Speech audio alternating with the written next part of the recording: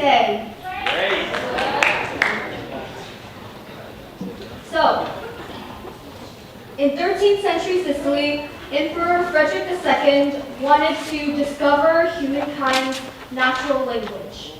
So, he deprived 5 newborn babies of any meaningful human interaction. No cooing, no talking, no laughing. To his surprise, all of his babies died. His conclusion, humans need love. And for a long time, I couldn't wrap my head around this, how the lack of something so abstract and intangible could cause effects so drastic. Because although the case of King Fred was weird and twisted, I felt lucky enough to be able to say that I enjoy solitude. I used to be horrible at small talk. This was how my ideal conversation would go. Hi, how are you doing? Great, but listen, if you were to die this evening with no opportunity to communicate with anyone, what would you most regret not having said? Clearly, I had some peculiar conversational habits. I traded small talk for deep, often uncomfortable questions. I exchanged, what's up, how are you, with what do you miss most about being a kid? And throughout my process of asking these deep and ridiculously existential questions, I realized something new about social connection and what it means to really connect with other people. As all of us are in high school, figuring out who to add to your close friends list on Instagram, what major to choose, and how long to study for your chemistry final, I think we're all on the precipice of major transition, and we're beginning to grapple with the idea of our place, our purpose. Why are we here? What difference do we make? What difference can we make? It's completely overwhelming. So, throughout my years of thinking through these existential questions, I came up with a process that I call recontextualization. It's basically to reassure myself that I don't matter in the big picture, and that way I can deal with all the stressors in my life. Let me explain. I start thinking about myself, my memories, my stories. Then I zoom out. I am stepping out of my front door, I'm walking in the streets, and I'm in the city. There are tens of thousands of people also in the city. Who are they? I think about being a fish and swimming in an ocean, and all the oceans there are. I think about planet Earth, a faint blue marble, and all the other planets revolving around the burning star. I think about our galaxy, the Milky Way galaxy, and all the other galaxies in the universe. The universe. And at that point, who even knows? And at that point, who even knows, right? I mean, like, how much can we really matter? We're like specks the size of electrons in the vast universe. Okay, now I know I have the entire science department shaking their heads at me because I've under or overestimated the scale of an electron. Trust me, I took AP chemistry and I passed it, so I know how big an electron is. Essentially, it's easy to feel small in the world.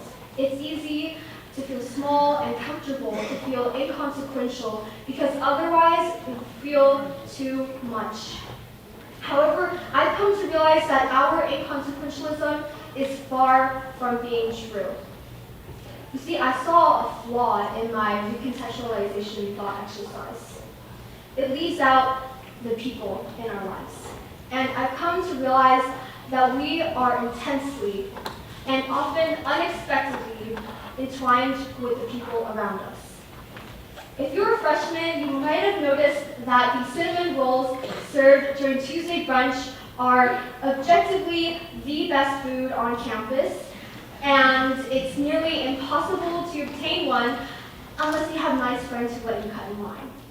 And if you are a sophomore, then chances are that you found a few clubs to join and have solidified your role in some friend groups. And if you're a junior, then you are probably battling honors, APs, PSATs, SATs, ACTs, in Discord group chats and DMs. And if you are in your last year of high school, my dear seniors, I hope most sincerely that you have felt loved and appreciated and supported throughout the college application process. We know who we like, and we know who is downright annoying. We know whom, if we could just have some more time, we would love to get to know more. But we're leaving, and we're gone. And I think the reason it hurts so much is because more than we realize, we are part of each other's lives. In some way or another, we all know what it's like to be connected. To feel someone's eyes on our skin and to put eyes on theirs. To lock eyes with someone across the room and look away and back and away and back again. To watch a friend cry and not know how to react. To check yourself in the mirror before entering the room. To wonder what's wrong but not ask because it's hard to. To wonder what's wrong but not ask because it's hard to feel tension and awkwardness and hate it, but always come back to it. To read rooms and faces coded in cryptic mannerisms and subtleties. To enter a room and be observed and to observe. To watch people's hands and where they go when they're not being watched. To tell secrets. To make promises.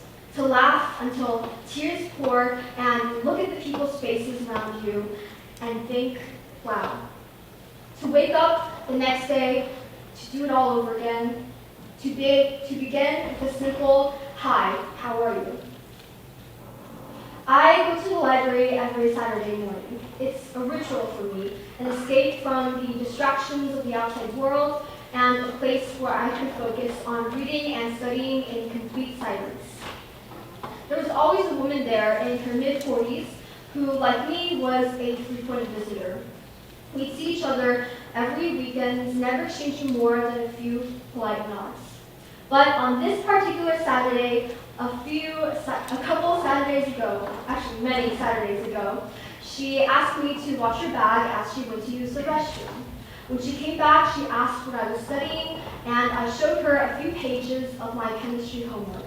She told me that she was studying physics at a local community college, and seeing the slight confusion on my face, told me that she had dropped out of high school around my age. She had recently gotten out of an abusive relationship and was re-entering the world of education by enrolling in Mount SAC. I commended her for her dedication to education, and for the first time, I saw her smile. Our chat took a detour into her past, and I found myself fully engaged in the story. As she shared her trials and tribulations, and I talked about my academic life, I realized that our small talk went beyond the superficial chatter that I was used to experiencing. You see, by asking how are you, we are doing more than just inserting an empty line to fill up space.